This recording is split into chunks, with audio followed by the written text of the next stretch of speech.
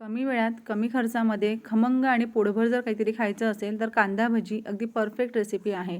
तर आज आपण कुरकुरीत आणि क्रिस्पी कांदा भजी कशी तयार करायची ते बघणार आहोत. कांदा भजी तेलकट होऊ नये म्हणून त्यासाठी एक टिप सांगणार आहे. आणि आज आपण कांदा भजीसोबत पापडसुद्धा तळला आहे, म्हणजे अगदी स्पेशल गावराणा पद्धतीचा आपण नाश्ता तयार करतो आहे. चला तर मग पटकन रेसिपीला सुरुवात करूया. नमस्कार, मोनालीज रेसिपी अँड लाईफस्टाईलमध्ये तुम्हा सर्वांचं अगदी मनापासून स्वागत. अशाच नवनवीन रेसिपीजसाठी मोनालीज रेसिपी अँड लाईफस्टाईलला लाईक, शेअर आणि सबस्क्राईब करा आणि बेल आयकॉनलाही प्रेस करा. कांदा भजी तयार करताना सगळ्यात महत्त्वाचं साहित्य म्हणजे कांदा. तर इथे आपण घेतलेले आहे 4 कांदे. तर इथे मी मीडियम आकाराचे घेतलेले आहेत. मोठे जर कांदे असतील तर ते तुम्ही घ्या.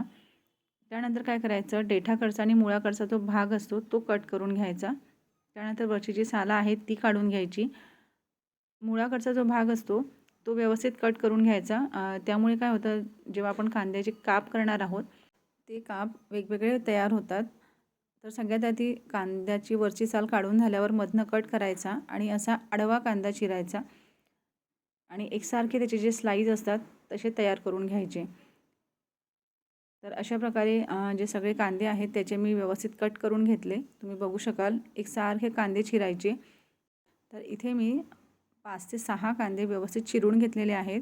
त्यानंतर काय करायचं, हे जे कांदे आहेत चिरलेले ते एका बाऊलमध्ये काढायचे. बाऊलमध्ये कांदा काढल्यानंतर त्यामध्ये सगळ्यात आधी घालायचं आहे आपल्याला मीठ. मीठ घातल्यानंतर जे मीठ आहे ते व्यवस्थित कांद्याला चोळून घ्यायचं, जेणेकरून तो कांदा आहे तो सुद्धा मोकळा होतो आणि कांद्याला पाणी सुटेल. कांद्याला मीठ व्यवस्थित चोळल्यानंतर यामध्ये आपल्याला घालायचं आहे 2 चमचे लाल तिखट, 2 चिमूटभर हळद आणि इथे आपण घालतो आहे 1 चिमूटभर हिंग. तर हिंग घातल्यामुळे जे भजे आहेत ते पचायला अगदी हलके होतील, कारण बेसन आणि त्यातल्या त्यात तळलेला पदार्थ कुठलाही म्हटलं की तो जड होतो पोटाला, त्यामुळे हिंग इथे आपण घातलेला आहे. त्यानंतर इथे घालतो आहे आपण 1 चमचा जिरं. तर जिरं हातावर थोडं क्रश करून घ्यायचं. त्यानंतर घालतो आहे 1 चमचा ओवा. ओवा घालताना सुद्धा हातावर थोडं क्रश करूनच घालायचा. क्रश केल्यामुळे काय होतं, त्यातला जो फ्लेवर आहे तो छान उतरतो कुठल्याही रेसिपीमध्ये किंवा पदार्थामध्ये. तर इथे आपण सगळं साहित्य घातलेलं आहे. त्यानंतर हे जे आपण साहित्य घातलं आहे व्यवस्थित कांद्यांमध्ये मिक्स करून घ्यायचं.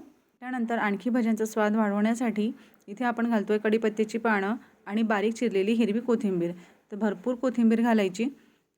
त्यानंतर परत हे सगळं साहित्य आहे एकदा व्यवस्थित मिक्स करून घ्यायचं.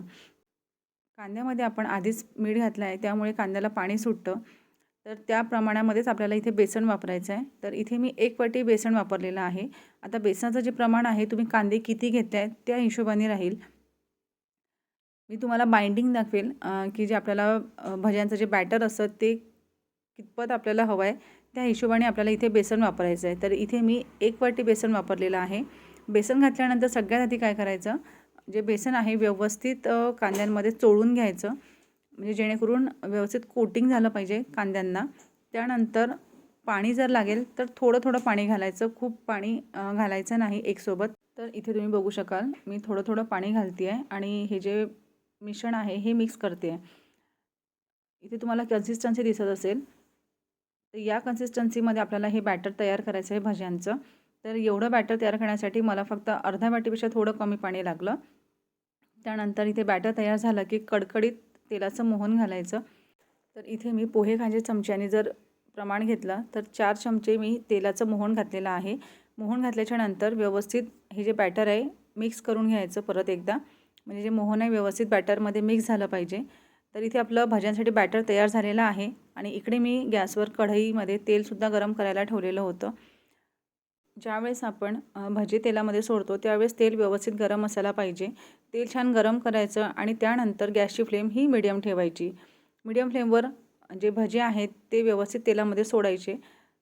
मोकळे आणि न चिकटता भजी जर तयार करायची असेल तर ज्याप्रमाणे मी भजे तेलामध्ये सोडले त्या पद्धतीने भजे सोडायचे आहेत तेलामध्ये, जेणेकरून जे आपले भजे आहेत ते व्यवस्थित मोकळे आणि तयार होतील. तर भजे एक साईडने तळून झाले की त्याला परत 1-2 वेळा पलटवायचं आणि मीडियम फ्लेमवर हे भजे व्यवस्थित तळून घ्यायचे. तळून झाल्यावर त्याला असं एक झारा घ्यायचा, झाऱ्यामध्ये ते भजे काढायचे, त्यातलं जे तेल आहे ते निथळून घ्यायचं आणि भजे आता एकतर टिश्यू पेपरवर घालायचे किंवा मग प्लेटमध्ये.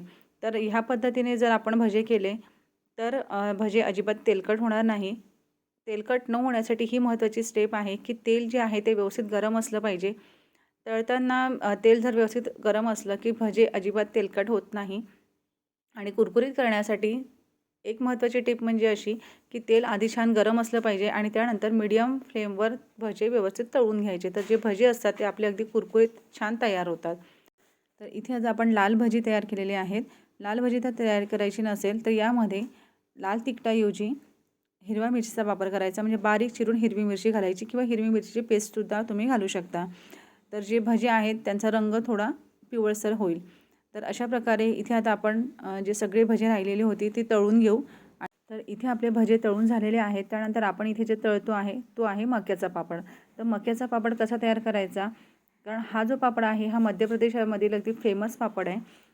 अगदी खुसखुशीत आणि कुरकुरीत पापड तयार होतो. चवीला अगदी अप्रतिम लागतो. आणि आता उन्हाळा सुरू होतो आहे. उन्हाळ्यामध्ये आपण वेगवेगळ्या प्रकारचे पापड तयार करून बघत असतो.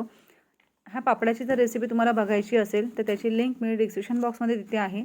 तिथे तुम्ही जाऊन चेक करू शकता. आणि इथे तुम्ही बघू शकाल जे आपण भजे तळलेले आहेत ते अजिबात तेलकट झालेले नाही, हाताला तेल चिटकत नाही आहे.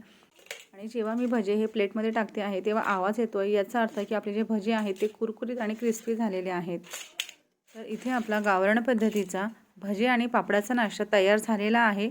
आता आपण प्लेटिंग तयार करूया. तर अशा प्रकारे आज आपण अगदी खमंग, कुरकुरीत, क्रिस्पी महत्त्वाच्या टिप्ससह कांदी भजी कसे तयार करायचे ते पाहिलं. कांदी भजीची रेसिपी जर तुम्हाला आवडली असेल तर प्लीज कमेंट्स करायला विसरू नका. आणि रेसिपी आवडल्यास प्लीज लाईक, शेअर आणि सबस्क्राईब करायला सुद्धा विसरू नका. चला तर भेटू पुन्हा एका अशा छानशा रेसिपीसोबत. तोपर्यंत स्वस्थ रहा, आनंदित रहा. Thanks for watching. Take care.